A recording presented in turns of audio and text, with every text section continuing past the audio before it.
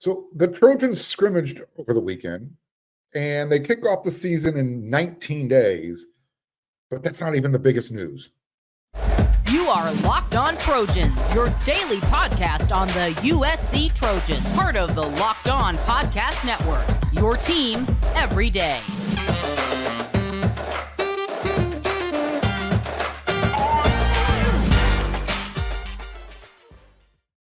Hey, fight on, everyone. I'm your host, Mark Hulkin, and thank you for making Locked On USC your first listen. Whether you're watching on YouTube or wherever you like to download your podcast, we are free, and I cannot express to you enough how much I appreciate your support. You can show your appreciation, especially if you're watching on YouTube. Do me a favor, hit that thumbs up, become a subscriber. It's really easy. It's free. Click the subscribe button. And Monday through Friday, 5 times a week, you don't want to miss an episode. Hit that bell notification button. And this episode of Locked On USC is sponsored by LinkedIn. LinkedIn Jobs helps you find the qualified candidates you want to talk to faster. Post your jobs for free at linkedin.com/LockedOnCollege. Terms and conditions do apply. Look, the more things change, the more they stay the same. And I'm gonna get more into Oregon and Washington, riding USC's coattails into the Big Ten Conference sunset in our next segment, actually next 2 segments. As you can see on today's rundown, we're less than 3 weeks from USC kicking off the season, and that's what we're going to start the show with. But yeah, the Pac-12 is dead, and some teams are starting to realize what they're actually worth. We'll talk about that more in the show.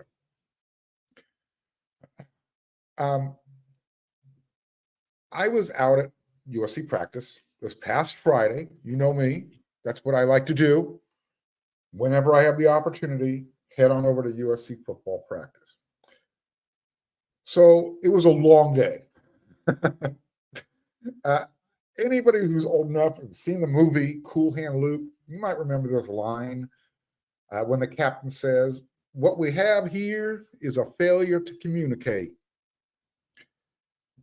So Friday, the team was back in full pads. And the reason there was a failure to communicate is because practice that was scheduled to start at 2:15 got pushed back to 3:15, which extended up closer to almost 4 o'clock by the time the media got let in. I was hanging around waiting for practice to start. Anyways, there is stuff to talk about from that practice.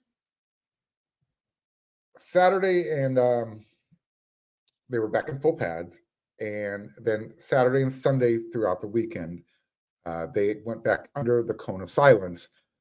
But we also found out that they were doing a little bit of scrimmaging when Dave Emmerich tweeted that out.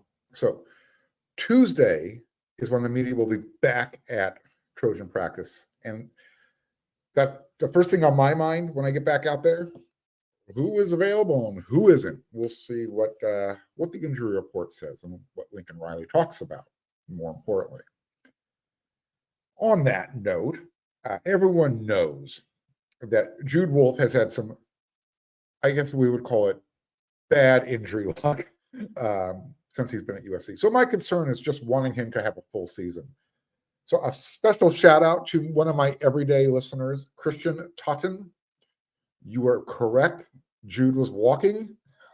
I have a feeling you know Jude because when he came out to practice, he walked across McClintock, and he even made sure to mention it to me. I want you guys to go check it out. It's there on my YouTube channel. It's pretty funny. Justin Dietich and Elijah Page they came out to practice together Friday afternoon. If you don't know, you should know Justin Dietich, team captain last year, and I'm going to bet my right arm that he will be a team captain again in 2023. Elijah Page, freshman offensive tackle. The staff is very high on. Well, if you watched Thursday's episode or Friday's episode, I don't remember off the top of my head, one of those two, go check out both episodes.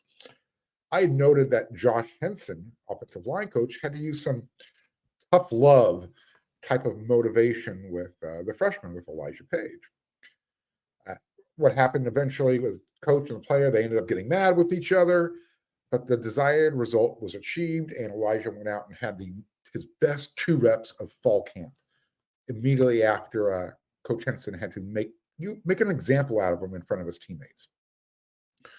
So I was kind of wondering if Justin was coming out, playing the role of my bodyguard for the freshman, kind of build up his confidence. Because sometimes as a team captain, or even if you're not a team captain, just one of the veteran leaders, you're gonna pull one of the younger players aside when they've had a rough day of it, and just kind of give that guy a perspective from someone who's closer to their own age group, as opposed to coming from a coach.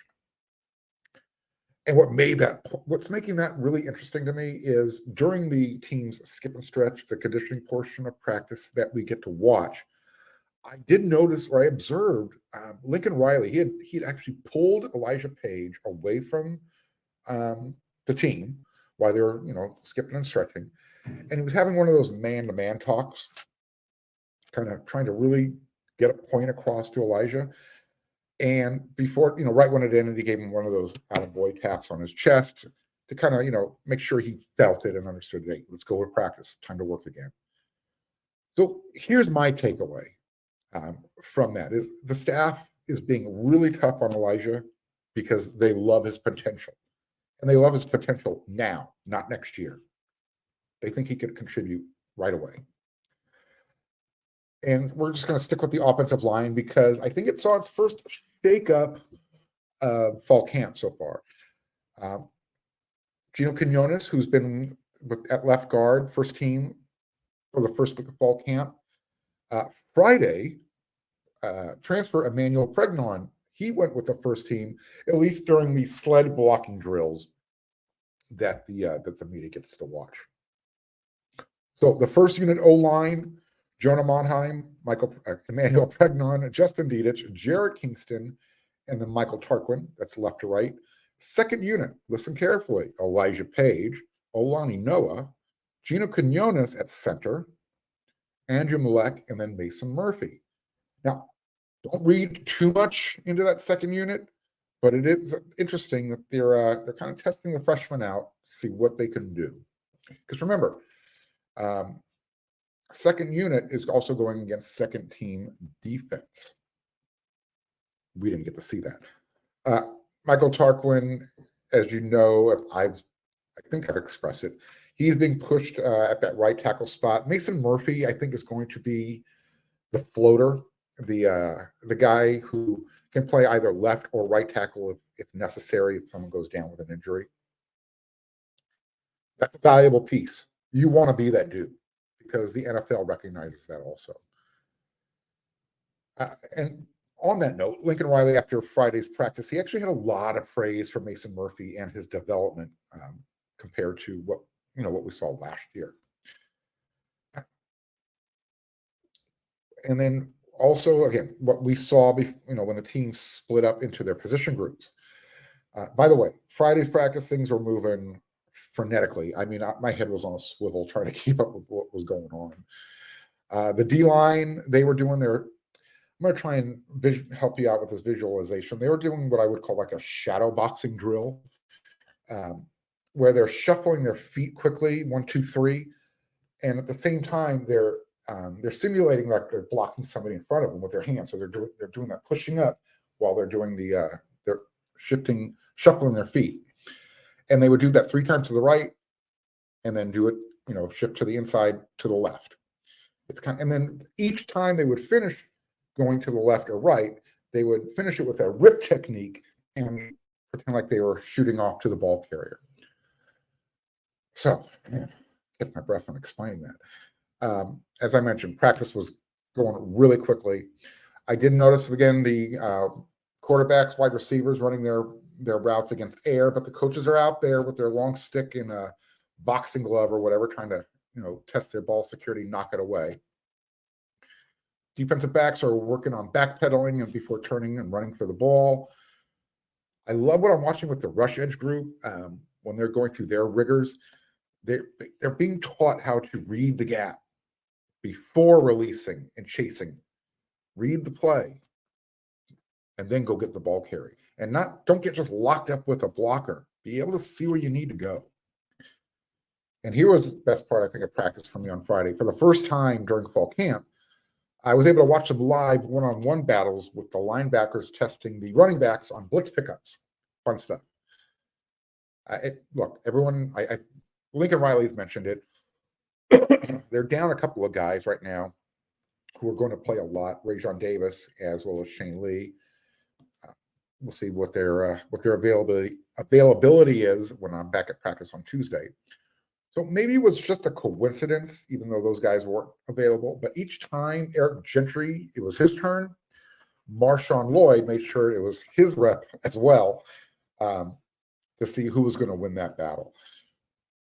And they had some really solid battles between the two of them. And depending on how you view each rep, I guess you'd probably say that they each had the better rep against each other at least once. We also saw Mason Cobb testing out the freshman running back, Quentin Joyner. I'm just going to say it this way. The freshman didn't embarrass himself, but Mason has a way, he's good. And he has a way of being able to move laterally and still move forward at the same time. And he clearly understands how to use angles when he's blitzing. So that's a good sign for USC fans. They're also pumping in more crowd noise to simulate that game type of environment. And I'm sure they were doing more of that when the team scrimmaged over the weekend. And just a reminder that tomorrow I will be, if you're watching this episode on Monday, as you better be, locked on USC, first thing every day. On Tuesday, after practice in the afternoon, I will be down at the I'm not going to be hosting, but I will be part of the Tuesday Trojans Club gathering in the Cabrillo Yacht Club, San Pedro. So if you can get out there, check it out. They'd love to have you. Again, Tuesday Trojans Club on Facebook. Go check it out. And I hopefully will see you on Tuesday.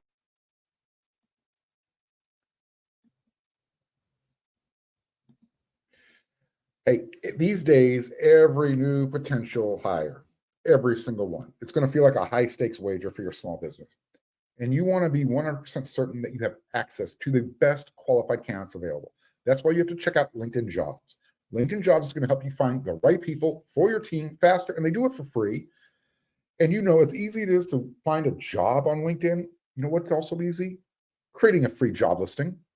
Once you add your job listing, you're then going to add the purple hashtag hiring frame to your own LinkedIn profile, and that's going to spread the word you're hiring. LinkedIn, they provide you really cool, simple tools like screening questions, and that makes it really easy for you to focus on the candidates with just the right skills and experiences so you can quickly prioritize who you'd like to interview and hire. Recruiting the right person for your team means a better product. It's why small businesses rate LinkedIn Jobs at #1 in delivering quality hires versus the leading competitors.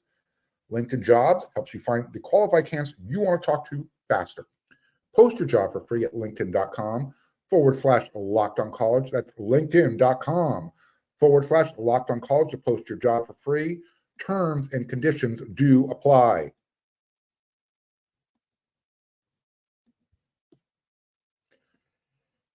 All right. I gave you a really quick practice report from Friday, and that's because I can go on forever, but we need to talk about some other big news that happened as we went into the weekend. Kind of a Friday news dump. The Pac-12 is dead. There's no other way to say it.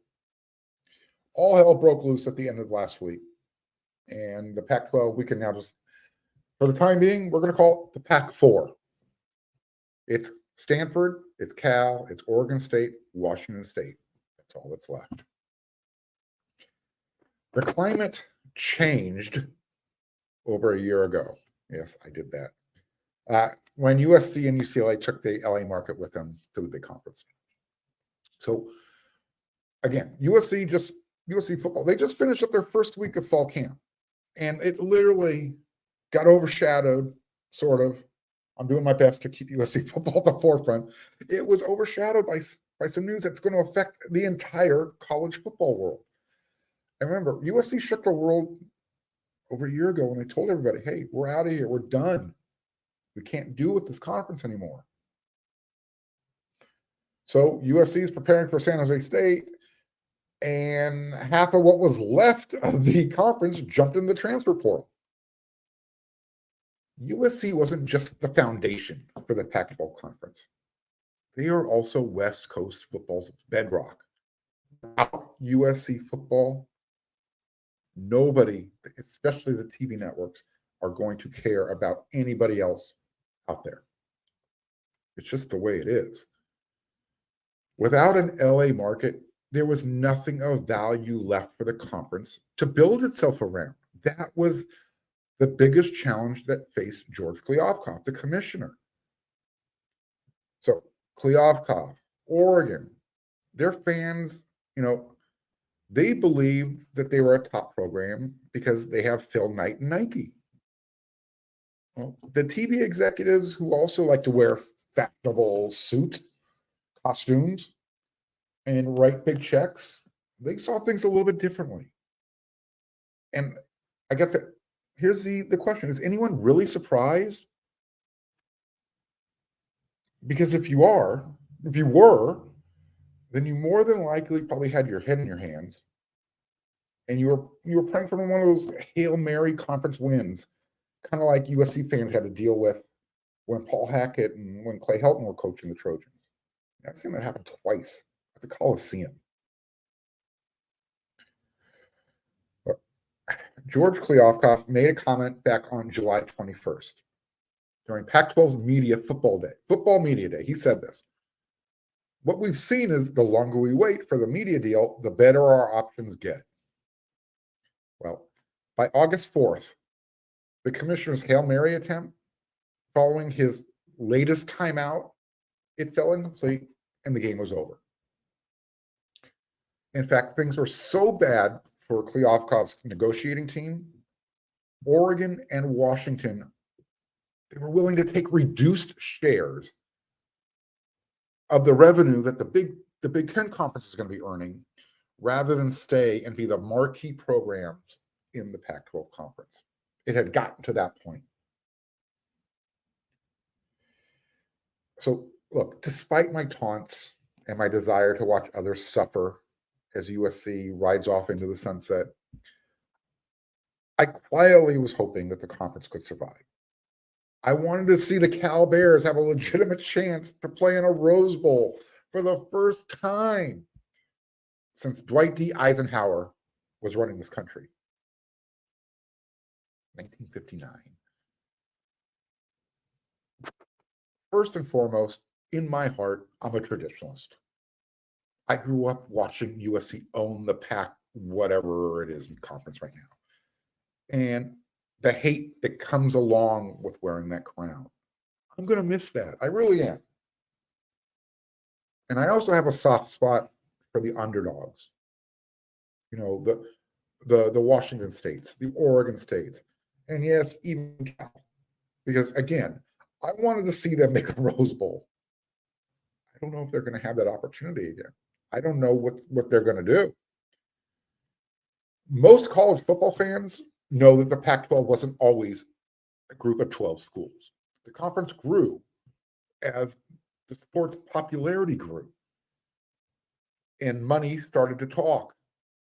Remember, it was called the Pacific Coast Conference, and they had schools like Cal, Oregon State, Wazoo, Idaho, Montana, and then the PCC, it slowly morphed into the Pac-8, the Pac-10, and eventually into the Pac-12.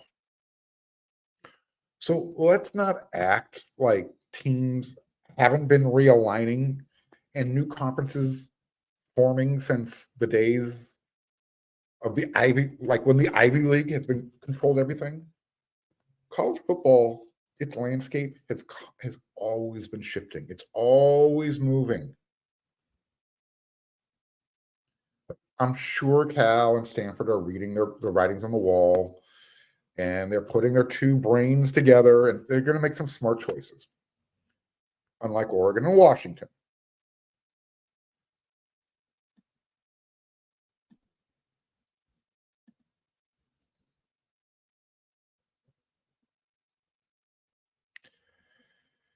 Look, there are some who believe that when Oregon made its decision to join the big conference, that's when the Pac-9, 12, whatever you want, the Pac-12 conference unraveled. Oh, that's just not true. USC and UCLA pulled the string that unraveled the fabric of the conference. That was over a year ago. And then Colorado joined the Big 12 conference, what? Right after Pac-12 Media Day, right around that time frame. Actually, before, because remember, I talked about how they didn't want certain people to be there to have to answer questions. So again, the timeline starts and stops when USC said toodaloo. Colorado, they were the next in line. They bailed. They went back home to the big conference, Big 12, excuse me. Yes, the Big 12, formerly the Big 8. See how confusing this can be? And before Oregon and Washington flipped their commitment to the conference, remember, they were sticking around. They were the new bedrock of the PAC conference. The Arizona schools, they had already applied and were accepted for membership to the Big 12. They knew they were already in. And that left Utah having to crawl with them. It made sense. Now the four corner schools are there. You've got Utah. They've got their holy war rivalry going with the BYU. Arizona State keeps that war going. And Colorado is back where they belong.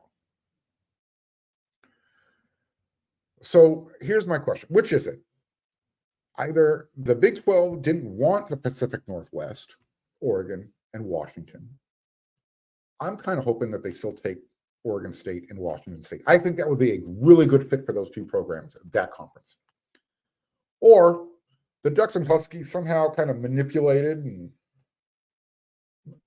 I don't know, they figured a way out to kind of waddle and whimper their way into the big conference with USC and UCLA. I think what happened was, this is where the suits who control the TV networks and the media right deals, this is when they spoke up in silence. Because the way Oregon and Washington are looking at it, sometimes less is actually more. Oregon and Washington knew that their best option to relevancy, staying relevant, it meant they had to take less money from the big conference. Sure, look, the Huskies and Ducks, they could have stuck with the Pac-12 conference, signed a grant of rights deal, hoped for Kliavkoff to bring in some other programs. But I think everyone lost faith that that was going to happen. I mean, who else was out there? So Oregon and Washington were faced with two choices. They had a better chance of making a 12-team playoff field with less annual TV money if they stayed in the Pac-12. Or they leave the Pac-12 and they take less money from the big conference and stay in USC's shadow. So what do? Instead of staying with the Pac-12 conference and that perception that it's worth less, and it really is, Oregon and Washington took less money because that's their value. They're worth less. A lot less when they don't have USC. Let me drive that point home. USC and UCLA, they're going to be given a full revenue share immediately because they add value. They're bringing a TV market with them. USC is bringing a lot more with them, but that's what this whole conference realignment is all about. Oregon, they're coming in to the big conference, but they're coming in off the Nordstrom's rack. They're kind of coming in at a discount rate. And sources have actually confirmed this, that Oregon and Washington, they're going to enter the big conference at a reduced revenue share at around $30 million per year. And that's going to increase by $1 million each year during the current media rights deal with Fox, NBC, and CBS. Meanwhile, I mean, that's like less than half of what USC and UCLA will be making. I mean, that's a blue light special at Kmart. But they wanted to have the perception of, hey, we're still a relevant program. Both of those schools, and I'm not picking on Washington as much as Oregon, because Washington knows who they are. Oregon likes to pretend they're somebody else. But both programs would rather have taken a smaller piece of a bigger pie rather than rely on what the market says they're worth. Again, it's about perception. And here's the kicker and the irony to the death of the Pac-12. Had the Pac-12 chosen this solution, what Oregon and Washington are willing to do years ago, when Larry Scott was running the Pac-12, then maybe George Kliavkoff would have more than a 4-team conference when he comes back to work on Monday. Everyone wants to point a finger at who's ultimately responsible for the end of the Conference of Champions. And the blame game is going to go on for a long time. It's not one person's fault. The fault lies at the feet of financial equity, parity. When the school presidents were talked and coerced into treating everyone the same and voting for equal shares of revenue, that's when the whole thing started. So how ironic it must be to the schools that are being forced to accept their fate. When the people making the decisions for the conference believe that a school in Pullman, Washington has the same monetary value as a school in Los Angeles, the system was broken. And I don't necessarily feel bad for the schools. Again, remember, Idaho, Montana, they were voted out of the conference back in the 50s and 60s. However, the student athletes, they're the ones who are caught in the middle. They're the ones who have to learn life's hard lesson. And they're learning it the hard way. Life isn't always fair. USC and UCLA, they made their intentions known over a year ago. And there were opportunities to save the conference from this doomsday scenario. There really were. But the adults in the room, they couldn't figure out why Fox and why ESPN were willing to spend millions on other conferences, but not the Pac-12.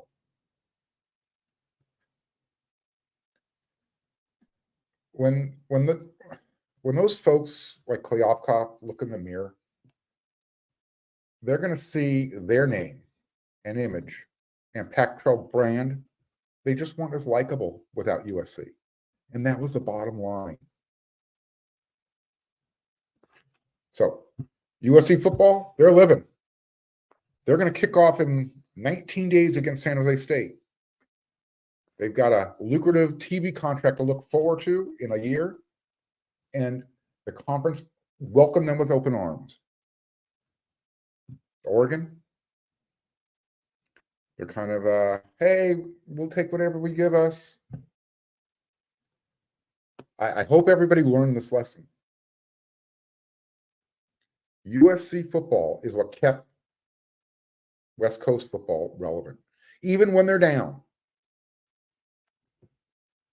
That's the harsh reality. So I will be back with another episode of Locked on USC tomorrow. Come at you 5 times a week. Don't forget, if you have the opportunity, get out there to the Tuesday Trojan Club, Cabrito Yacht Club in San Pedro, literally right down the street from 22nd Street Landing. Look forward to seeing all of you out there. So until then, everyone, you know what to do.